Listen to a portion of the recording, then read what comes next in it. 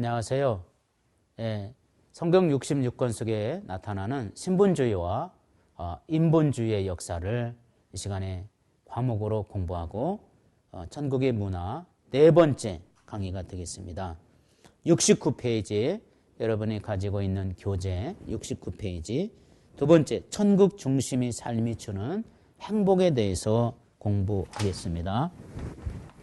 천국 중심은 우리에게 많은 하나님의 은혜와 축복을 이루어져 주는 겁니다. 그래서 우리 믿는 사람들은 항상 어떤 일을 하든지 간에 이 천국 중심의 삶을 살아야 되는데 이 천국 중심에 사는 행복이 있어요. 우리가 지난 시간에는 하나님 중심으로 사는 행복한 비결을 생각을 했다면 이 시간에는 바로 천국 중심에 사는 삶의 행복한 모습들을 우리가 보려고 합니다.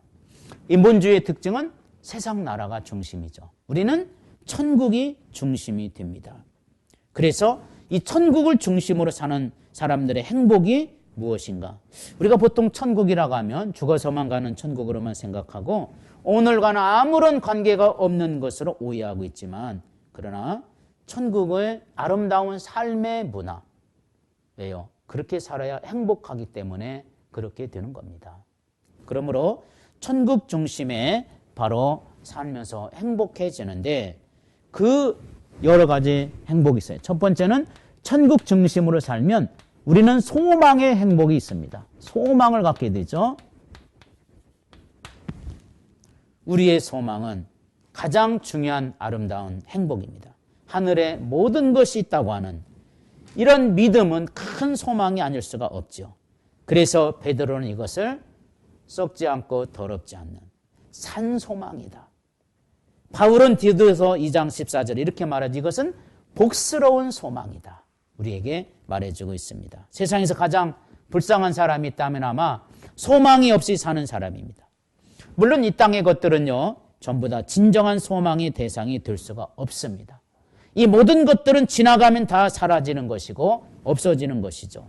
그래서 우리 인생들에게는 천국을 알면 천국 중심으로 살면 천국에 들어가서 우리가 얻을 영광, 그래서 오늘날의 눈물과 고통도 이겨낼 수가 있어요. 천국을 소망하는 사람은.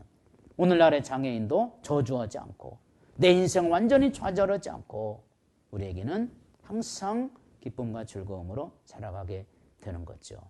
그래서 우리는 절망하지 말아야 됩니다. 왜요? 이 절망이라는 것은 어떤 사람이 그동안요, 이 절이 부흥이 된대 요새. 그래서 왜 그렇습니까? 우리 목사님들과 성도들 때문에 그렇다는 겁니다. 왜 그러냐고. 아니 교인들이 왜 때문에 왜 불교가 부흥되냐고 물어보니까 교인들이 기도를 이렇게 한다면서요. 절망하지 않게 하소서. 목사님도 절망하지 않게 하소서. 이래서 안 망한다는데 그런 절망이 아니라 우리는 인생의 끝이 아니라는 거, 좌절이 아니하는 거, 절망하지 말아야 될 이유는 천국이 있기 때문에 그렇게 되는 겁니다. 하나님의 나라에 인간의 모든 것들이 다 있다. 이런 믿음을 가지면 아무리 절망적 상황에서도 반드시 승리하고 이겨낼 수가 있게 되는 겁니다. 두 번째, 우리는 부유함이 있습니다. 자, 우리 이 부유함, 인간은 이거 얻기 위해서 얼마나 많은 고생을 합니까? 조금 더 벌고 더 공부하고 다 이 부유 때문에 그런 거 아닙니까? 지금보다는 더 잘 살기 위해서 인간의 부유함, 이 세상에 아무리 부유한 자도 때가 되면 다 죽고 없어지고 아무것도 가지고 가지 못하는데 하늘나라에 쌓아놓은 우리의 헌신과 물질과 하늘나라에 쌓아둔 모든 감사들은 다 내가 나중에 가서 다 찾아 먹을 겁니다. 영원한 상급이 있는 곳이요. 하늘나라는 바로 이런 부유함이 있는 곳입니다. 그런데 우리는 이런 물질적인 것, 외부적인 것만 부유함을 주는 것이 아니라 천국을 소유한 자는, 천국 중심으로 사는 자는 바로 우리의 심령의 부유가 일어나게 되는 거예요. 사도 바울은 천국의 신앙이 그를 부유하게 만들어준 내용을 이렇게 말합니다. 우리가 이 보배를 질그릇에 가졌으니. 질그릇이란 자기 자신을 말합니다. 보배라는 것은 우리 주님을 말하고 그의 나라를 말하고 그의 나라의 영광을 말합니다. 그 영광스럽고 그 위대한 것을 나 같은 이 질그릇, 뭐 씻는 금그릇, 은그릇도 아니고요. 그저 흙으로 만들어 놓은 질그릇. 아무나 만들어서 구워서 만들어 놓은 질그릇에 뭘 담았어요? 보배를 담았다, 천국을 담았다, 하나님을 담았다. 얼마나 큰 부자입니까? 그래서 그는 이것을 고백하면서 답답한 일을 당해도 자기는 우겨쌈을 당해도 쌓이지 않고, 답답한 일을 당하여도 낙심하지 아니하고, 핍박을 당하도 버림받지 아니하고, 거꾸로 틈을 당하여도 망하지 아니한다. 어떤 담대함이 있었기 때문에 이런 얘기를 할 수 있어요? 그는 부유함의 행복을 가지고 있었던 사람이었습니다. 그래서 그는 근심하는 자 같으나 항상 기뻐하고, 가난한 자 같으나 많은 사람을 부유하게 하고, 아무것도 없는 자 같으나 모든 것을 가진 자로다. 그래서 그는 항상 기뻐합니다. 그래서 그는 범사에 감사합니다. 골로새서에 보면 감사하는 말까지 하라고 그랬습니다. 우리는 하늘의 것들 때문에 감사하고 찬송하고 그렇게 되는 거죠. 그래서 그들이 감사할 때 감옥문이 열리고, 그들이 감사하고 찬송할 때 쇠사슬이 풀게 했던 이 기적의 역사는 이들에게는 천국에 대한 확신을 가지고 마음의 부유함이 있었습니다.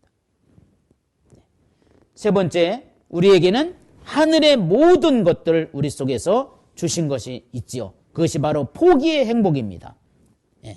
여러분 가지고 있는 교재 74페이지에 보게 되면 우리는 포기의 행복이 천국 중심으로 살면 인간은 모든 걸 포기할 수 있는데, 없어지는 포기가 아니라 진짜 좋은 것을 얻는, 주면은 다시 주시는 가장 위대한 포기, 천국에 대한 믿음은 마음을 비울 수 있는 능력이 되는 겁니다.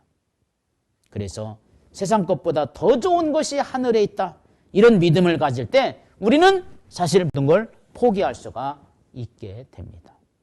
내 시간을 하나님께 드리면 하늘에 영원한 시간이 있고, 내 물질을 하나님 앞에 아낌없이 드리면 영원히 쓸 물질을 하나님이 나에게 그 나라에서 주시고, 이 땅의 것들을 포기할 때 천국 중심으로 사는 자의 특징이, 그 포기는 없어지는 것이 아니라, 손해보는 포기가 아니라 다시금 영광스럽게 주는, 하나님께 되돌려, 내가 이 사람 가난한 사람에게 나누어주면 하나님은 나를 이거보다 더 많은 것으로 주신다. 이런 포기의 행복, 이것이 우리에게 있어야 됩니다. 이 내용을 가나안 땅에 들어갔던 아브라함에 대한 고백의 글을 우리가 보게 되는데, 히브리서 11장 13절에서 16절에 보면 이 사람들은 다 믿음을 따라 죽었으며 약속을 받지 못하였으되 그것을 멀리서 보고 환영하고 땅에서는 외국인과 나그네로 증거했으니 이같이 말하는 자들은 본향 찾는 것을 나타내미라. 그들은 다 뺏기고 다 없어도 그들은 믿음으로 하늘의 본향을 바라보았다고 하는 겁니다. 하나님의 사람들에게는 이런 포기의 축복, 포기의 은혜 필요합니다. 그들은 하나님의 도성을 바라보았습니다. 그래서 믿음으로 살 수 있었던 겁니다. 다 뺏겨도, 다 죽어도, 순교해도, 아무것도 가진 것이 없어도 하나님께서는 우리에게 계속해서 필요한 것들을 주시는 곳이 있다는 것을 알게 되죠. 하늘나라는 포기한 자에게 더 많은 것으로 갚아주시는 곳입니다. 네 번째, 사랑의 행복 있습니다. 이미 우리는 이 사랑에 대한 얘기를 많이 했습니다. 용서와 희생과 여러 가지 사랑에 나타나는 성격들이 있지만 서로 배려하는 거죠. 이런 사랑이 아름다운 배려의 축복을 우리에게 보여주는, 천국을 중심으로 한 사람을 사랑할 수가 있게 되는 겁니다. 인간을 사랑할 수 있다는 거 얼마나 중요한 일이 되는지는 모릅니다. 예수님께서 마태복음 5장 39절에서 44절에 있는 말씀을 보게 되면 너희를 핍박하는 자를 위해서 기도하고 원수를 사랑하고, 그러면서 거기에 보게 되면 누구든지 너희를 억지로 오리를 가게 하면 심리를 동행하라. 내게 구하는 자에게 주며 꾸고자 하는 자에게는 거절하지 말아라. 사랑의 기본의 바탕, 하나님 나라에 들어가서 받을 영광의 모습, 이런 겁니다. 오리를 가져가는 사람에게 어떻게 심리를 가질 수 있겠습니까? 그렇게 해줄 수 있는 방법이 있다면 그것은 단 한 가지, 그 사람의 생명을 구원하는 데 있는 겁니다. 그 사람이 만일 믿고 구원을 받아서 천국에만 갈 수가 있다면 십리 아니 백리라도 가질 수 있는 것이 아니겠습니까? 우리의 하늘나라를 아는 사람은 한 사람의 영혼을 사랑하는 증거가 뭐예요? 천국을 알고 있어요. 그래서 내가 저 사람을 인간적으로 감정적으로 사랑해서 가주고 도와주고 한다면 이건 한계가 있을 겁니다. 그러나 저 사람이 천국 가게 된다면 오리 아니라 백리까지도 가질 수 있지 않겠습니까? 그래서 천국 중심으로 사는 자의 행복은 항상 사랑을 베푸는 자입니다. 다섯 번째는 준비의 행복입니다. 하나님 나라를 위해서 준비하고 산다는 것이 얼마나 행복한 일인지 모릅니다. 사람은 무엇인가를 준비하고 살 때 기대감도 있게 되고 오늘 또 조심스럽게 살 수가 있게 되고 성실하게 살 수 있는 힘이 나오게 됩니다. 하나님의 나라에 들어가는 믿음의 순간까지 우리는 계속해서 준비하는 겁니다. 베드로서 3장 12절로 14절에 보면 베드로는 이렇게 말합니다. 하나님의 날이 임하기를 바라보고 간절히 사모하라. 주 앞에 점도 없고 흠도 없이 평강 가운데 나타나기를 힘쓰라.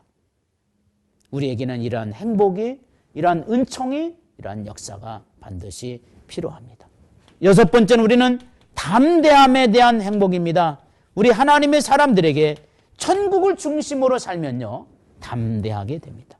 우리 믿음의 사람에게는 이 담대함의 축복이 있게 되는데 그냥 뭐 세상에서 담대해봤자 무슨 소용이 있겠습니까?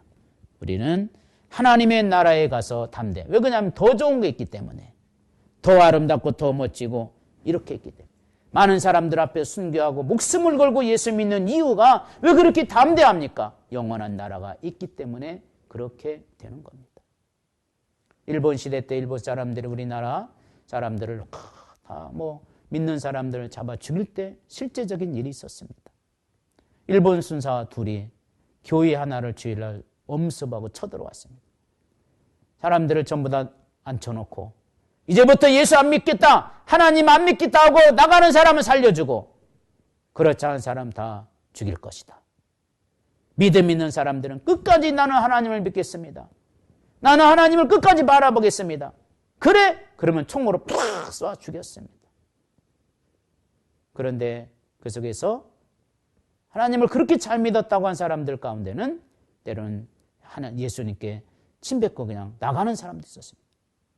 근데 어떤 한 사람이 이제 죽으려고 나갔는데 너도 예수 믿느냐 안 믿느냐 그러는데 이때 일본 순사 옆에 있던 순사 하나가 옆에서 지켜보았던 순사 하나가 이 사람이 갑자기 자기 동료 순사가 총을 쏘는데 총을 붙들고 여보게 나한테 총 쏴주게 나한테 총 쏴주게 아니 이 사람아 이게 웬일인가 물어봅니다. 그랬더니 옆에 있는 순사가 보니까요 성도들을 쏴 죽이는 순간 이 사람들이 영원한 나라 영원한 하나님의 나라에 들어가는 온과 금과 은과 보석으로 장식된 마차를 타고 하늘나라에 올라가는 모습을 보는데 분명히 아까까지 바로 지금 전까지 총으로 쏴 죽였던 사람들이 그 영혼이 빠져가지고 하늘나라에 금마차 타고 은마차 타고 하늘나라에 올라가는 그 모습을 보고 옆에 있는 일본 순사가 감동을 받고 나도 죽여달라고 했던 그런 유명한 일화가 있습니다. 그들은 죽음 앞에서도 담대해질 수 있었던 것이 하늘나라를 보았기 때문에 그렇게 되는 겁니다. 천국 중심으로 살면 담대해지고 행복합니다. 그리고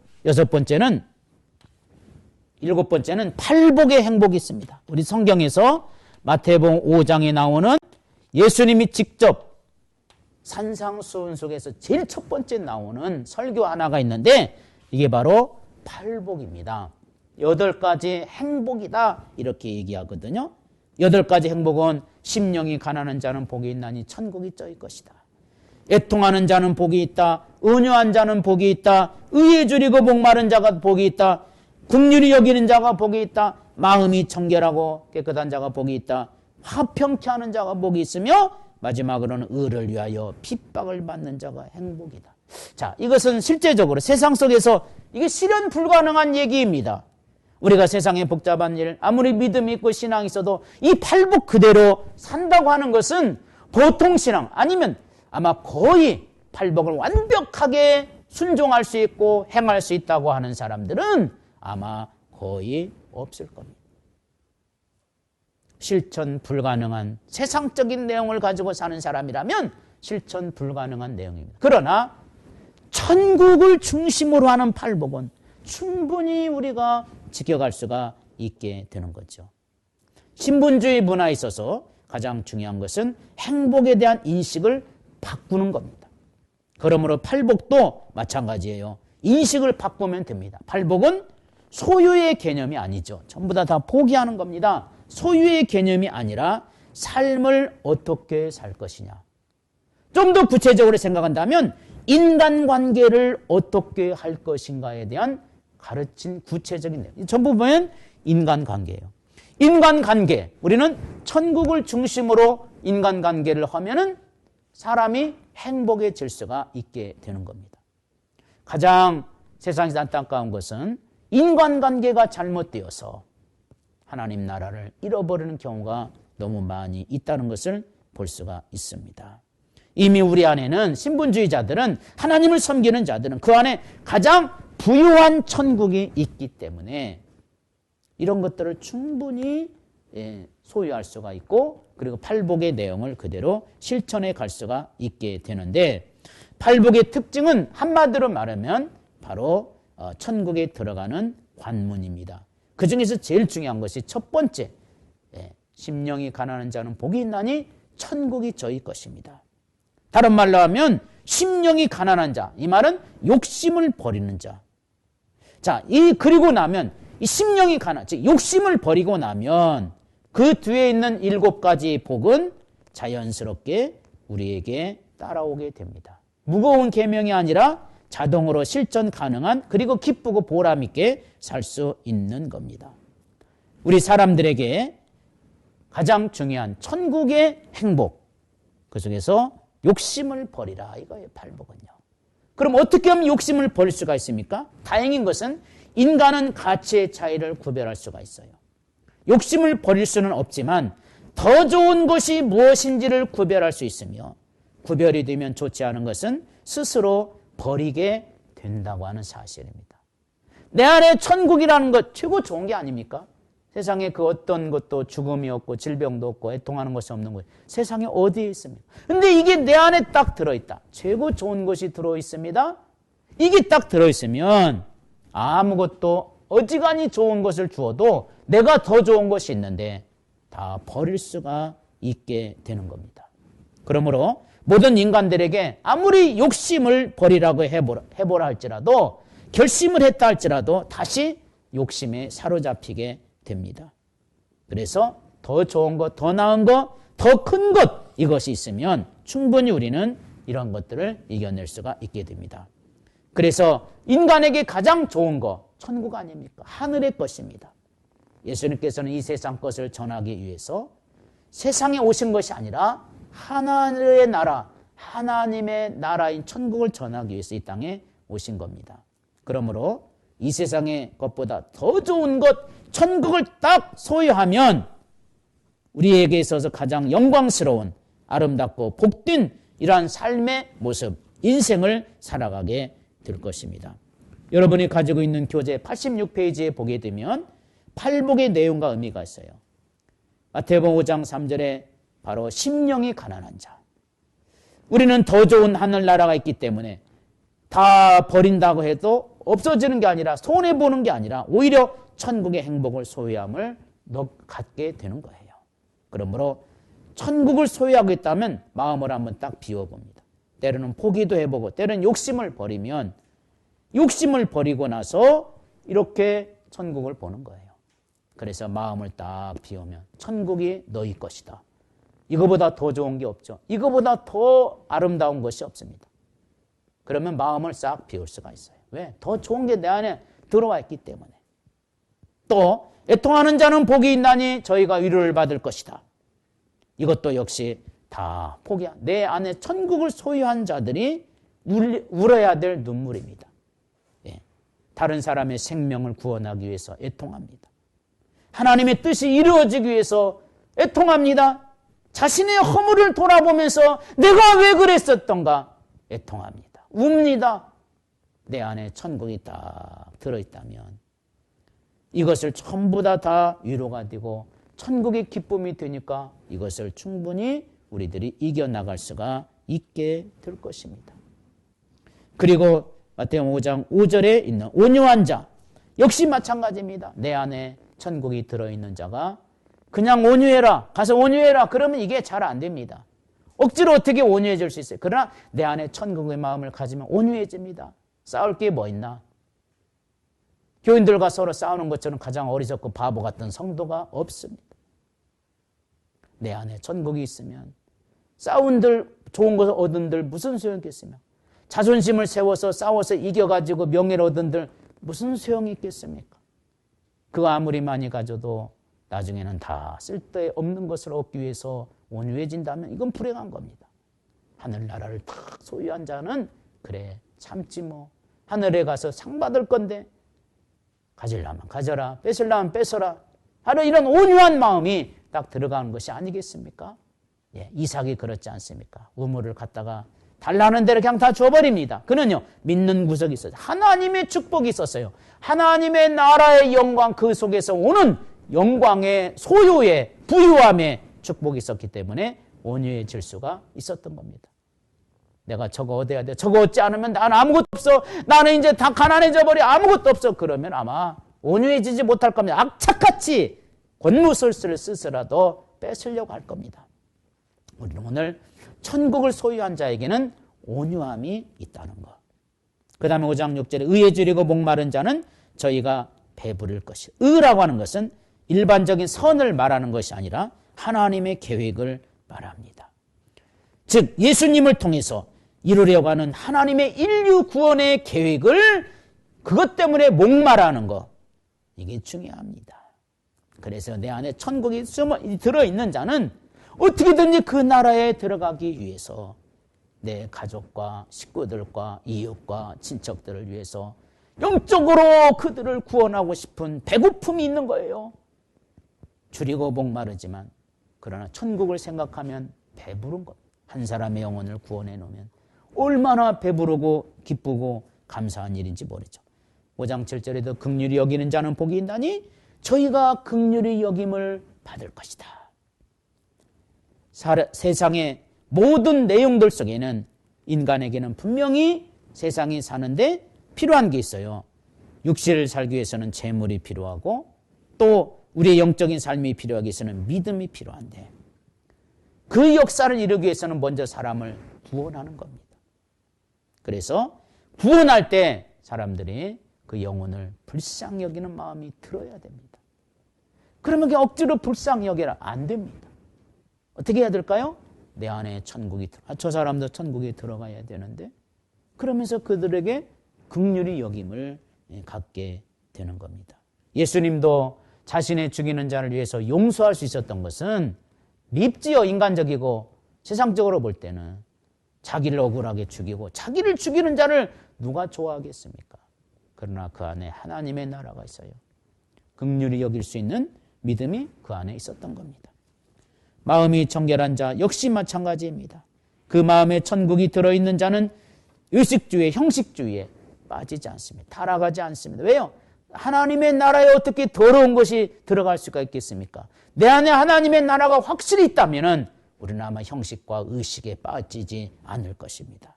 우리 마음에 천국이 있고 그곳에 계시는 하나님을 인식하고 산다면 우리는 자연스럽게 하나님을 의식하면서 살게 될 것이고 이것이 자기를 청결하게 하는 능력이 되게 될 겁니다. 그래서 청결이라는 것은 죄가 없다는 개념이 아니라 바로 하나님의 사명 앞에서 섞인 것이 없는, 변질된 것이 없는 이런 상태를 말하는 거죠. 그리고 9절에는 화평케 하는 자입니다. 역시 천국이 내 안에 있다면 화목을 이루는 일에 힘쓰게 될 겁니다. 내 안에 악함이 가득하고 권노술수가 가득하면 화목보다는 싸우게 만들고 쌈붙이고 사람들 갖다가 불화하게 해서 자기의 이익을 거기서 찾으려고 하는 사람이 있지 않습니까? 그러나 내 안에 천국이 있다면 그래, 싸움은 뭐냐? 서로 화목하게 하고 화평하게 하고 그러면서 행복을 찾아갑니다. 그리고 마지막에는 5장 10절로 12절에는 의를 위하여 핍박을 받는 자는 복이 있다. 너희의 악한 말을 할 때는 너에게 복이 있나니 기뻐하고 즐거워하라. 세상적인 생각으로는 이 말을 이해할 수가 없지요.